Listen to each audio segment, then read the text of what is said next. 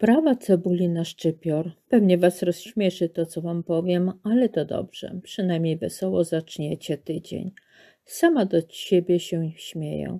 Mam nadzieję, że kolejny raz nie tylko was zaskoczę, ale i rozśmieszę.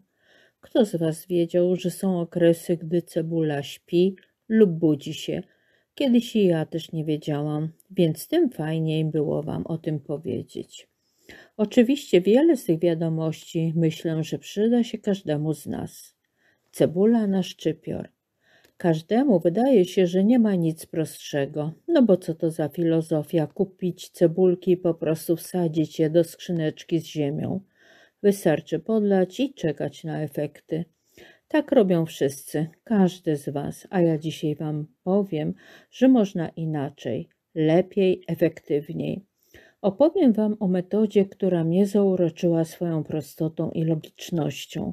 Lubię takie innowacyjności i ci, co mnie znają, wiedzą o tym.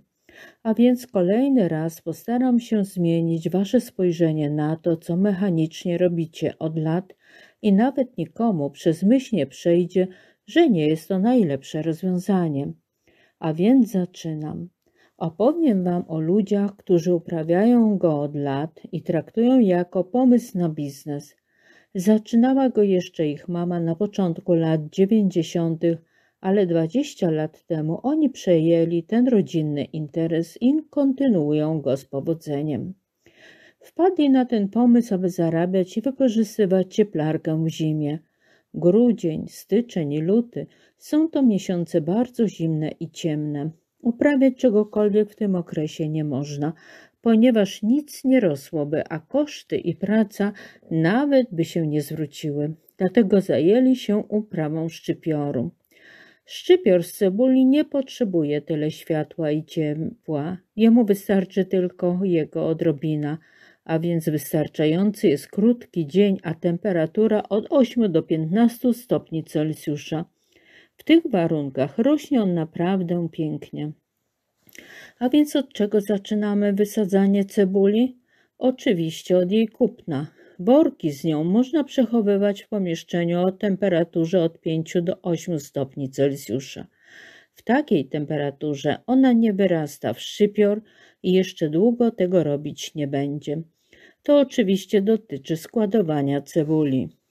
Jeżeli chcemy już nią się zająć, trzeba przenieść ją do pomieszczenia o temperaturze 25 stopni Celsjusza na kilka dni, na przykład 3-4.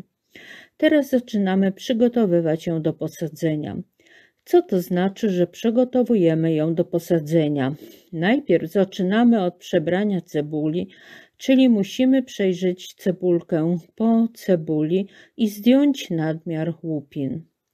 Duże odkładamy na bok. Przeznaczamy je do konsumpcji, ponieważ duża cebula zajmuje wiele miejsca, a szczypioru da nam mało. Najlepsze są średniej wielkości i je przygotowujemy do posadzenia. Jeżeli trafią się mniejsze, to ich wyrzucić szkoda. I chociaż one dadzą również niedużo szczypioru, to jednak je też wysadzamy. Jeżeli nasze cebulki mają już korzonki, to musimy je ściąć. Będą tylko przeszkadzać i wywijać się podczas sadzenia. Musimy również ściąć górną część cebuli. Dlaczego? Jeżeli szczypior zaczyna już rosnąć, to przez tę cienką, suchą część będzie mu bardzo ciężko się przebić. Dodatkowo będzie rósł krzywo. Będzie się też łamał i nie będzie takim, jakim chcemy mieć. Nawet jeżeli nasze cebulki mają już początki szczypioru, to bez żalu trzeba je ściąć, a i tak szybko nadrobią i będą pięknie i szybko puszczać zielone pędy. Po wsadzeniu całość podlewamy i nasza praca skończyła się. Teraz będziemy czekać na jej efekty. To jest cebula, która rosła już 10 dni. Przez ten czas ona puściła tylko imponującą brodę, czyli wytworzyła tylko system korzeniowy. Poczynając od tego dnia, cebule zaczynają puszczać szczypior, czyli zawsze pierwszy okres jest to okres wykształcenia dużej ilości korzeni, a dopiero gdy jest już on mocno rozwinięty, zaczyna się budowa górnej części, czyli zielonej. Całość podlaliśmy zaraz po posadzeniu i jeżeli okaże się to konieczne, podlewamy jeszcze raz. Podlewamy rzadko. Dlaczego? Ponieważ im bardziej mokro, tym częściej ona gnije. W tym przypadku efekt jest dobry, ale jeszcze coś Wam podpowiem. Nieraz, gdy kroimy cebulę, ona ma w środku nie jedną okrągłą część, tylko tak jakby składała się z 2, a nawet 3 części i takie są najbardziej poszukiwane, ponieważ proporcjonalnie dadzą 2 lub 3 razy więcej szczypioru. Zaoszczędzimy więc sporo miejsca na naszym parapecie.